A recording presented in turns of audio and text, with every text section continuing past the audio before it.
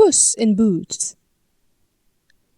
Once upon a time, there was a miller with 3 sons.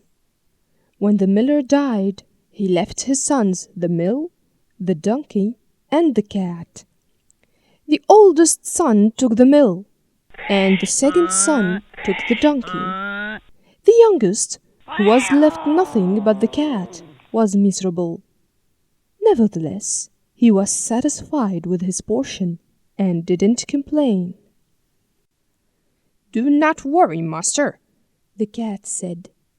"As long as you have a mind and good morals, you will be fine. Just give me a bag and a pair of boots. You shall see that your inheritance is far greater than you think." The young man knew Puss was very clever, so he went out and got the cat what he wanted. Puss pulled on the boots and slung his bag over his shoulder. Puss knew that the king of the country loved partridges, so he decided to make a trap to catch some of these birds. He hid in a field and propped open a bag full of seeds. When some partridges dashed into it, he drew the strings and caught them. Puss hurried to the palace with his bulging sack. "Halt!" barked the guards. "Where do you think you are going?" "I have a surprise for the king, something he loves so much," said Puss. "I am sure that His Majesty will be very happy when he sees it, and very angry if he finds out that you have turned me away." "Very well, you look honest," said one of the guards. "I will take you to him." In the king's room, Puss said, "I knew that you loved partridges, so I brought you some, hoping that you buy them with a good price, so I save my master from poverty and he could start a small business." The king liked the partridges and was mostly impressed by the cat and his loyalty to his master. So he decided to buy the birds with a high price and said to himself, "The master of this faithful cat must be a good man." And he hoped to meet that man one day. The cat brought home a bulging bag of coins. He opened it in front of his master and said, "Do you see? From a small trade, I gained a large amount of money. That's because I used my mind first. I didn't look for anyone to buy from me, but I was determined that the buyer must be the king of the country." The young man was convinced that Puss was even more clever than he had expected, and started to establish his own trade. Puss always accompanied him in his business. One day, while the cat's master was bathing in the river, the king and his beautiful daughter passed by in the royal carriage.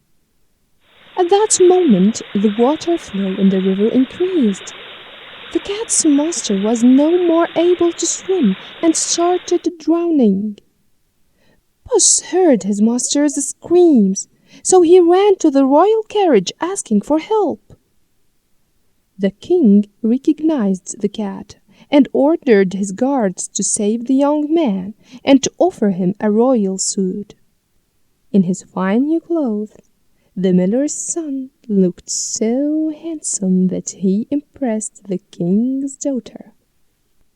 The king admired the young man and knew that he is a self-made person who wants to start his life with an honorable job.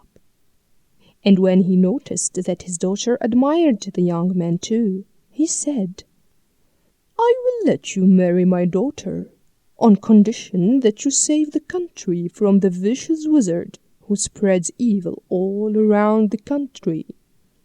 The young man was astonished, but the intelligent cat calmed him down, saying, "Don't worry, I will help you in this." The young man accepted the king's request. Puss hurried along the fields, asking the farmers about the castle of the wizard. At last, Puss came to a huge castle. The master of the castle was the richest and most powerful wizard the country had ever known. Puss knocked on the door and asked to speak with the wizard. I could not come so close to your castle without stopping to pay my respects, Puss said. The wizard invited him to sit down. I understand that you can change yourself into all sorts of creatures, said Puss. Yes, said the wizard. Let me show you. The wizard turned himself into an elephant. Puss waited until the wizard took his true form again. That was very impressive, said Puss. I have been told that you can also take the form of a very small animal, such as a mouse. Of course, this is impossible. Impossible! Cried the wizard. Nonsense! Nothing is impossible for me. As the wizard spoke, he changed himself into a mouse. Puss pounced on him and ate him up. Puss came back happily to his master, who was very pleased, and they both went to the king to tell him. The king was overcome with delight, since the wizard used to cause harm to people, and now he has gone away. You and your cat are so brave and intelligent, and I decided to give you the wizard's castle to live in with my daughter. The young man knew that satisfaction, honesty, and intelligence were the key to the happiness he gained. He married the princess and lived in the big castle. As to Puss, he became a pampered cat and accompanied his master all his life.